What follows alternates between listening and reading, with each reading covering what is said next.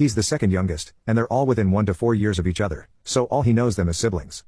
He said he chooses to ignore her because she's always been dramatic. He's always worried about her physical safety because she's suffered from depression for as long as he can remember, so he tries to handle things gently. He's not opposed to uninviting her, but he does want to know what his parents think about her mental state and whether she can behave. Second edit, so I keep seeing something about High School Musical. I'm a little too old to have watched that show/movie, but didn't know about that plot. I changed some details of how we met so this post wouldn't be immediately recognizable, but it's very much, unfortunately, my life right now. My husband is on his way home right now, despite having another 3 hours left at work, because his phone kept blowing up. He didn't sound good on the phone, but he wouldn't tell me what was wrong. I don't want to call back his mom and other sister to ask what's going on, but I'll try to post an update when, hopefully, we come to a final solution because I'm stressed and over this. Update, this will probably be my last update since my husband and I decided that we need to be completely removed from Syl's drama/trauma so we can focus on having a healthy pregnancy and family life.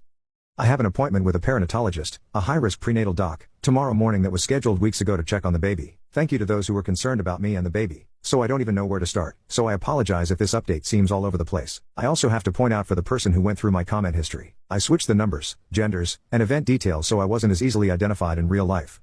I have a professional license, so if someone recognized me and thought I was being unethical due to the nature of the post, I've avoided certain verbiage because of my job. I could be brought in for a review, which I would much like to avoid, so I'm sorry I can't be 100% truthful with all of the details. I tried my best to keep the most important information as factual as possible. My husband ran home because Tina blew up his phone, texting and calling.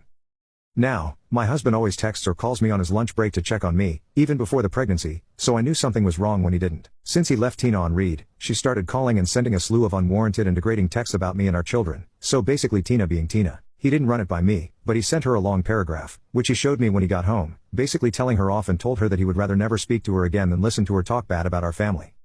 He told her she would never be invited to any of our family functions and that she needed to check herself back into the hospital if she thought their sibling relationship was ever closer than it actually was. He closed it by saying he would let the family know the reason she was uninvited and that he hoped she's either seeing a therapist or would find one immediately. I'm not surprised at his response because the things she said pushed him to that breaking point.